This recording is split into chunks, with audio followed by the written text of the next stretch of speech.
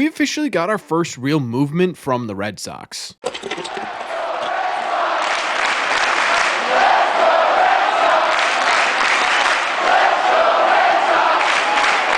What is going on, everybody? Welcome back to Red Seat Radio. My name is Corbin, and in today's video, we're breaking down really the first roster moves of the Red Sox offseason. They made a couple of changes to their 40-man roster yesterday, as well as a decision that is looking really smart for this Red Sox team. But before we get into that, just a heads up, we are going to be live tonight right here on this channel, 7 p.m. Eastern time. We're going to be going over all the latest Red Sox rumblings, talking about some Snell rumors, talking about the latest with Juan Soto, all that good stuff, and whatever you guys want to talk about. Again, that is going to be tonight, 7 p.m. Eastern time, right here on this channel. Thank you all very much for clicking on this one. Let's get into it. Okay, so I actually wanted to start with the move the Red Sox pulled off yesterday that ended up looking extremely smart, because for those of you who don't know, yesterday was the deadline for players to either accept or decline their qualifying offers. It was right around 4 p.m. Eastern time, and for the Red Sox, everyone's eyes were on Nick Pivetta. He could either stay with the Red Sox on a one-year, $21 million deal, or he could enter a true free agency and sign wherever he wants. Going into this decision, I think I was really nervous. I remember when this first came out that they'd offered him a qualifying offer, I was baffled. I thought for sure Nick Pivetta was going to accept this, and the Red Sox were going to have to change their offseason plans entirely. But luckily for everyone, I'm not running the Boston Red Sox, and people much smarter than I are, because Nick Pivetta yesterday declined that offer, meaning that not only is he not coming back on the Red Sox for a pretty lofty deal, also wherever he signs, the Red Sox are going to get essentially a second-round draft pick for him, and that is absolutely fantastic. To me, this is important for three different reasons. The first reason is because it means Breslow isn't really scared to make a risky decision if he thinks it's going to pay off. Looking towards the offseason and what could possibly be coming for this Red Sox team, I actually think that is a really important factor here. Him not being afraid to make a risky move if he believes it's going to make this team better is absolutely something we need to be looking for in a front office, CBO, GM, whatever you want to call it. And I think him really making this risky decision with Nick Pivetta could be a key indication that he's ready to do that. The second reason I think this is a very important decision is because it means the Red Sox had a really firm grasp on what his market looks like right now. Over the past couple of years, we've actually had a few conversations about whether or not the Red Sox are firmly grasping what's going on in free agency, right? When conversations started coming out about them trying to cut payroll for Teoscar, when conversations started to come out that they were way behind the Yamamoto market last year, it was a real conversation that maybe the Red Sox just simply were stuck in their ways, and baseball, specifically the offseason, is evolving around them, and the Red Sox are having a tough time catching up. To me, this proves the exact opposite, right? The Red Sox were ahead of the market in understanding what Nick Pivetta's market could actually look like and taking this chance, and I think, again, that's a really good sign that the Red Sox have an understanding of what it's going to take and what this offseason is going to look like when it comes to bringing free agents to this Red Sox team. And the third thing here that I think is probably the biggest reason why I like this is because it sets up the Red Sox fantastically for any moves that they want to make going forward, because essentially what they're going to end up doing is breaking even on signing someone with a qualifying offer, right? You're essentially flipping Nick Pivetta for, say, a Max Fried or Teoscar Hernandez, Juan Soto, anyone they end up signing with a qualifying offer doesn't end up coming back to bite them. At the end of the day, all it's going to cost is more money. You're not going to end up losing a draft pick by signing one of those guys. Now, obviously, if you sign multiples of those guys, it's going to end up costing you some draft picks, but hey, maybe you go and get a Max Fried now because you're comfortable just spending money. If you have to give up a draft pick for him, fine, because you get that back in Nick Pivetta, and it just cancels each other out. I think it really sets the Red Sox up to make some really fantastic moves. They need to improve the front end, not really the back end of this rotation. I think Nick Pivetta was more towards the back end than he was the front end. So I'm all in on this move. I was super concerned about it for a while. I'm really glad I was completely wrong about the way the Red Sox took a look at his market, at the way the Red Sox evaluated what he could be worth to other teams, because again, it looks like a really, really smart move. I said in the original video about this Nick Pivetta stuff, this was either going to make the Red Sox look really dumb and have absolutely no idea what the offseason market looks like,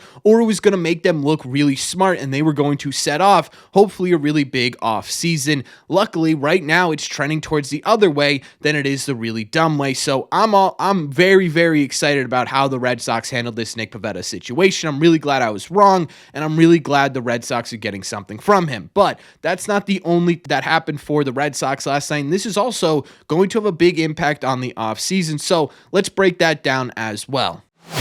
The other decision that came from the Red Sox yesterday was who they were going to protect in the Rule 5 draft. Again, for those of you who don't know, yesterday at 6 p.m. Eastern was the deadline for teams to add prospects to their 40-man roster in order to save them from being drafted in the Rule 5. For the Red Sox, those were two different players. The first one was Hunter Dobbins, which in all honesty feels like a no-brainer because Dobbins was one of the most underrated prospects in the Red Sox system last year. He was a bit of a workhorse on the mound as a starter in the Red Sox minor league system. He had a 3.17 ERA through 21 starts in AA with a 2.92 FIP, then a 2.61 ERA in 4 starts at the end of the year in AAA with a 3.67 FIP. He kept the walks to a minimum with an average of 9.55% walk rate between the two levels, and the dude was absolutely fantastic at keeping the ball in the yard. He allowed just 2 home runs all year, mainly because the majority of his contact was coming on the ground. His fastball got up to 99 miles an hour at points in the last season. That was a bit of a jump from the 94, 95 he's been sitting in throughout his career so far, and he also developed a really solid splitter that really started to become a swing and miss pitch for Dobbins as he made his way through the minor leagues last season. To me, this is extremely important towards the Red Sox 2025 season because it creates sort of this safety net, or it's part of a safety net the Red Sox are really building for their rotation. Right now, considering the other players on their 40-man roster, him, Penrod, Fitz, and Priester are sort of a 4-headed monster here that could end up being exactly what the Red Sox need depth-wise. Things never go right when it comes to a 162-game season, right? People are going to get injured, and the important thing is having the backup there necessary to alleviate some of the pain of losing some of those guys, and the Red Sox building out 4 or 5 players that could come up and be a legitimate starter in Major League Baseball is extremely important in getting to a point where you can alleviate some of the pain of these injuries. Now, Hunter Dobbins is probably never going to be a number 1 starter in Major League Baseball, but he does have the potential to be a number 5 starter at the Major League level, maybe even a number 4 at some point, and I think saving him felt like an absolute no-brainer. The other part of this, too, that I really like is it also creates potential bullpen depth, right? We saw last year Zach Penrod really helped the Red Sox bullpen in the backstretch of this season. That could be the same route a guy like Dobbins takes in terms of how he's going to impact this Major League roster. If the Red Sox need help in that bullpen, they could turn to one of these 4 or multiples of these 4 players, especially if they're able to do their job that was made much easier by this Nick Pivetta decision and bring in a frontline starting pitcher. So not only did they create depth for themselves in the rotation, they also created depth for themselves in the bullpen as well. And I absolutely love the fact that they identify Dobbins as someone who's able to do that. So first one off the bat, I really, really like. The second save the Red Sox made last night was a little bit more of a surprise, and that's because they ended up saving Yost Nixon Garcia. And the reason that is slightly surprising is because Yost Nixon is a position player, right? He's an outfielder. It's a much more difficult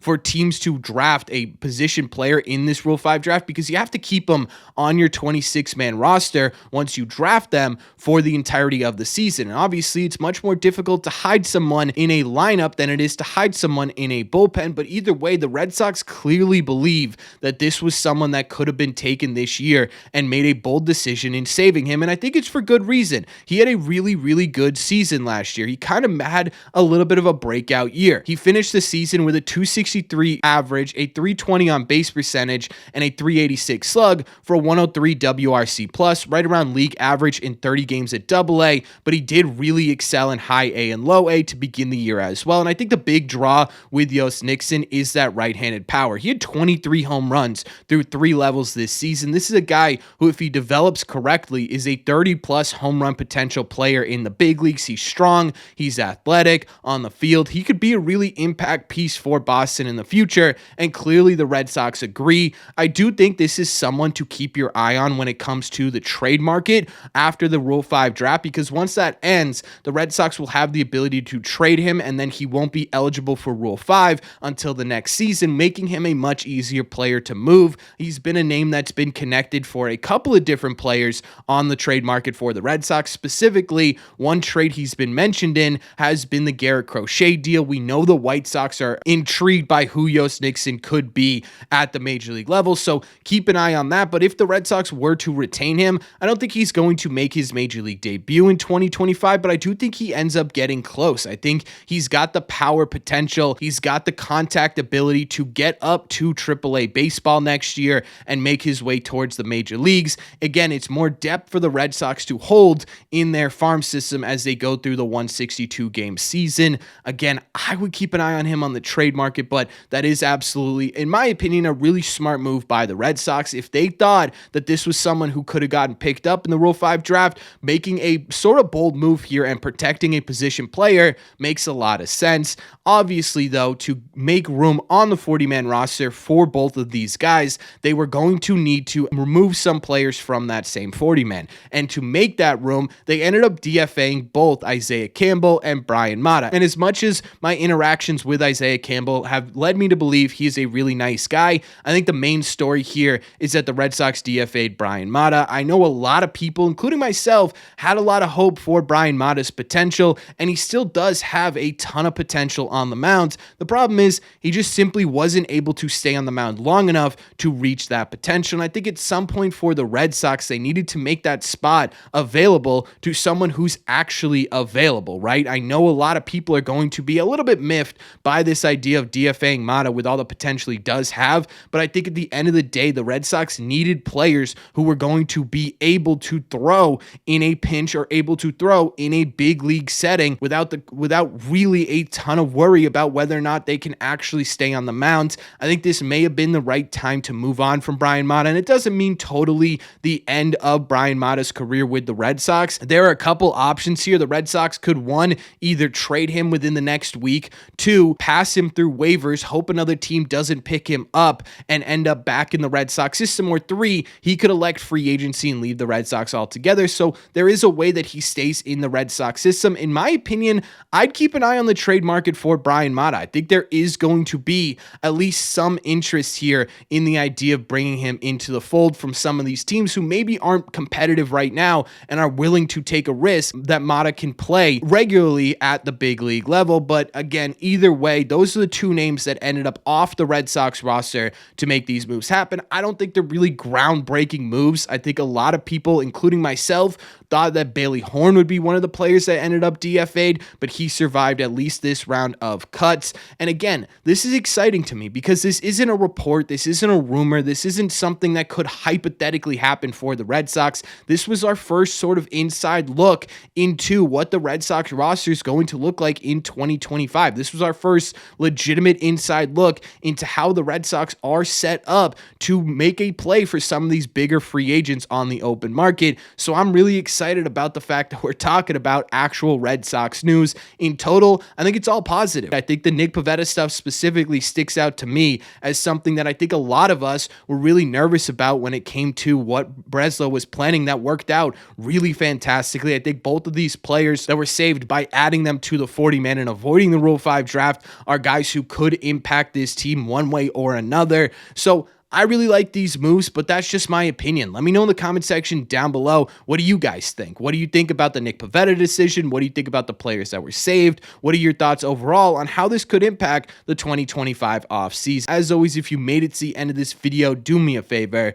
Make sure you guys have hit that subscribe button if you haven't already. If you're new here, we talk Red Sox content almost every single day. Also, make sure you guys have hit the like button on this video as well. Helps these videos out a ton. It's the best way to let me know you're enjoying the content. Don't forget, if you want to listen instead of watch these episodes, the best way to do that is to head over to your favorite podcasting app and look up Red Seat Radio. Thank you all very much for clicking on this one. I will see you tonight, live, 7 p.m. Eastern Time, right here on this channel. And of course, in the Red Seats.